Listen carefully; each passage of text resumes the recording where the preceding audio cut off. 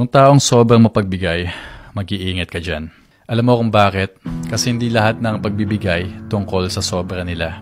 Minsan nagbibigay sila kahit sila mismo kulang na. Kahit sila mismo walang natitira para sa sarili nila. Oras nila, effort nila, pera, pagmamahal, lahat binubuhos nila. At habang ikaw sanay kang tumatanggap, sila unti-unting nauubos. Pero ito ang hindi naiintindihan ng karamihan. Ang taong sanay magbigay ng sobra, sila din yung marunong magbawas, marunong mag-cut off. At kapag napagod na sila, hindi ka nila kakausapin, hindi yan mag-i-explain. Uubusin nila yung access mo sa kanila. Bigla-bigla, wala ka na. Walang drama, walang second chance.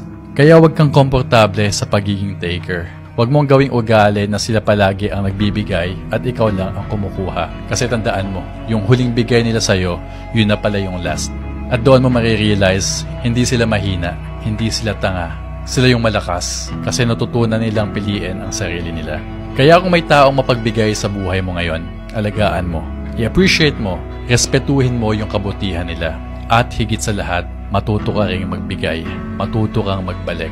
Kasi sa huli, hindi sa dami ng natanggap mo ang sukatan ng relasyon, kundi yung halaga ng naibalik mo. So just remember, kung may taong ganito sa paligid mo, huwag mo silang sayangin. Kasi once mawala sila, unang-una hindi na babalik yan at maaaring wala ka nang mahanap na katulad nila.